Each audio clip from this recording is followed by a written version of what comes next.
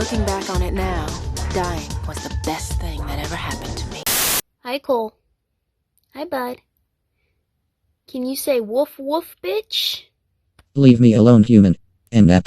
Released theatrically on July 23, 2004 by Warner Brothers Picture, the critical and commercial failure that was Catwoman 2004 has gone down in history for an anathema of reasons. Not only did it receive 7 Golden Raspberry Award nominations, it also managed to take home titles for Worst Picture, Worst Actress, Worst Director, and Worst Screenplay. In addition to this plethora of Razzies, the leading lady of Catwoman, played by the beautiful Halle Berry, would become the 6th actor in history to have won both a Razzie Award and an Oscar, as well as the first ever thespian, to my knowledge, to accept her Razzie in person. Ladies and gentlemen, Halle Berry. Yeah!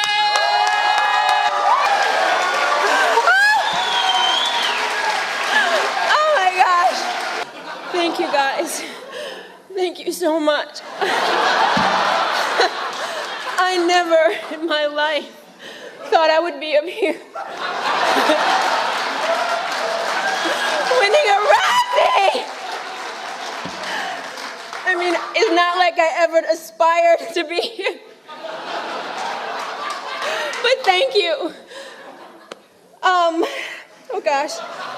It's no surprise that there are some critics out there who would regard Catwoman 2004 as one of the worst films to have ever graced the silver screens, joining the ranks of other cinematic oopsie-daisies such as Howard the Duck, Showgirls, and Batman and Robin. In the, I would think, most hilarious piece of hilarity to have ever imposed itself onto this reality of this universe, Catwoman 2004 would maintain its position as the world's highest grossing female-led superhero film until the release of Wonder Woman in 2017. In all my viewings, in all my lifetime, across the ages of cinematic shenanigans, Catwoman 2004 has got to be the earliest example of what would today be regarded as blatant feminist pandering. But then perhaps I'm just not the most cultured out there. Granted, it is the early brand of feminist pandering wherein all it takes to be a badass boss woman bitch is a makeover to bring out the secret hot skinny beauty queen from beneath one's frumpy outer layer. So, let's talk about this sorry attempt at an origin story for Catwoman, directed by a man who needs no introduction because no one actually knows who he is or where he comes from. By the way, it's France. Pied off, our esteemed director and the absolute mad lad genius behind a movie so utterly devoid of anything remotely resembling the Catwoman that we all know and love from DC comic book universes, that the only thing that ties it to the franchise in actuality is the 8-letter word itself, Catwoman. First up, let's introduce you to the characters. Answer first, our leading lady, not Selina Kyle, who I shall be referring to as such for the duration of this entire review. The frumpiest loser who has ever frumped itself into existence. In fact, she is so much of a loser that the first time that she meets our not Batman lone detective guy, wait your turn, sir, I'll get to you, and her love interest, he thinks that she is about to commit a sunset via face splat onto the pavement. Anyway, our frump has been tasked with a project from her work that's really just, in all honesty, a contrived way for our not Selina Kyle to be realized once and for all as the Catwoman that she was always meant to be. And in order for her to become Catwoman, she has to die, it seems. And then, of course, be resurrected by stinky cat breath, which it would seem that not Selina Kyle has been realized as Catwoman now, and as such has been endowed by the Egyptian cat overlords with the powers of a cat. This eclectic list of cat powers includes, but is not limited to, sleeping in odd places, walking on top of furniture, purring in the middle of bad guy banter, hissing at dogs, an obsession with catnip, door-busting strength, body fluidity that allows for the defiance of, well, physics, a sense of style, suddenly, being attracted to shiny objects, playing basketball like Michael Jordan high on sugar and crack cocaine, whip-cracking abilities, a black belt in the Brazilian martial art capoeira, and self-confidence. That's key.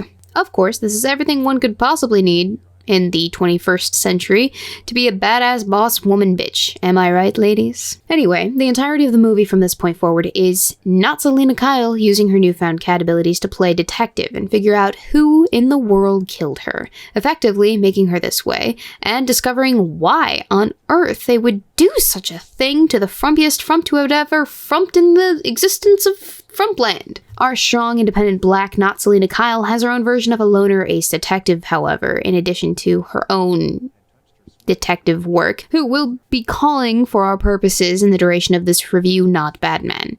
Now, Not Batman is a hardened, insert ambiguous city name detective who likes bad girls but only sometimes, and who is absolutely shit at basketball, I guess.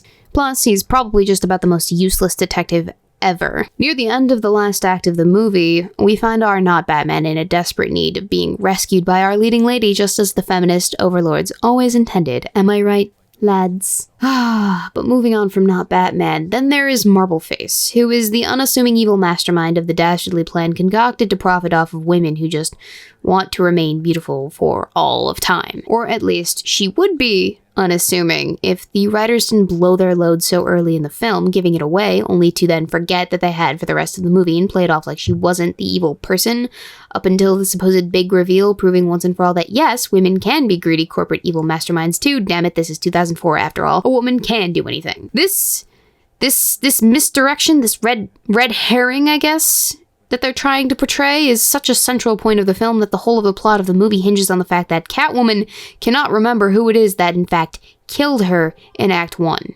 Without that convenient little hand wave of writing, we don't get the rest of the movie, folks. Sorry to say. And then, of course, I mentioned a red herring. We cannot forget Marbleface's husband, the hoe bag who would be the most obvious choice at a villain if only he weren't so blatant about it. Then there are other characters that we don't really care about because the plot doesn't care about and thus Weebo doesn't care about them. For instance, the elderly mentor lady who serves to merely exposit all over the place with cat piss for 5 minutes and then contributes nothing of value afterwards. And of course, the best friend who is the exposition fairy. Our writers use to really cement the notion that not Selena Kyle pre-cat burp is lame as fuck until she isn't anymore. Now, my dear viewers, that you've at least had the displeasure of being introduced to our leading lady and her useless band of supporting cast, I can commence with a deep dive into the heart of what made this whole thing an absolute shit show. Because that's what it was. Plain and simple. There is so much wrong with this movie, from the soundtrack to the dialogue to the CGI. It all contributes to what I have christened as the movie's overall cringe factor. To give you a relatively representative example of what I mean, let me take you back to the date of February 14th, 2003. Not many remember this date. It's of very small importance in the calendar, in all honesty. The star sign at the time of this date was Aquarius, and it was the year of the sheep.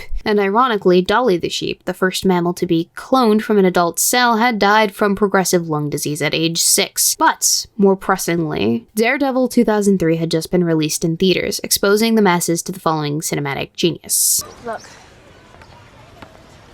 I don't like being followed, so don't.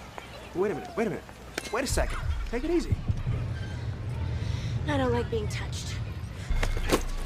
Why don't you tell me what you do like, and we'll start there. Okay.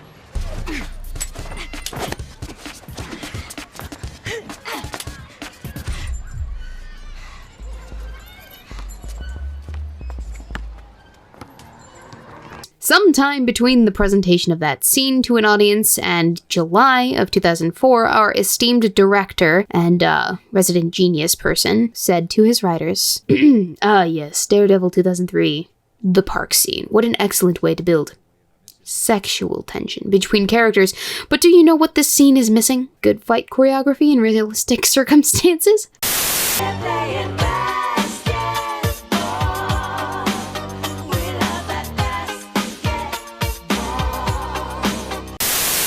And that was how we got our scene. It just so happens that this scene also incorporates another problem I had with the movie, and that it's a wonderful example of the soundtrack. And by wonderful, I mean I hated it. I hated every minute of it. It is a perfect representation of the musical trend of the era, and it is not to the film's benefit. Probably more of my own personal preference issue than anything, but honestly the soundtrack is the reason why I almost couldn't make it through the whole movie due to nausea that it induced. Harsh? Yes. Accurate? Absolutely. And the other thing that was highly nausea-inducing was the sheer volume of jump cuts. I mean, look at the scene before you. The sheer number of cuts per less than 2 minutes of footage of film time would be substantial for wiping out an entire squadron of emo kids 5 times over. Let's be honest. Don't even get me started on the behaviorisms of these characters. None of what is going on here in this scene would happen in real life. They would most certainly not be having what is essentially the equivalent of the body-popping sage grouse's mating dance in front of a host of children. Please and thank you.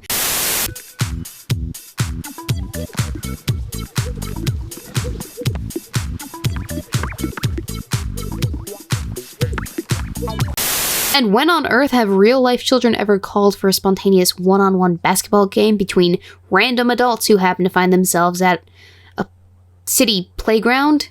Sorry, it just does not happen like that. And that, my friends, that scene is an embodiment, a perfect embodiment of the entirety of the rest of the movie.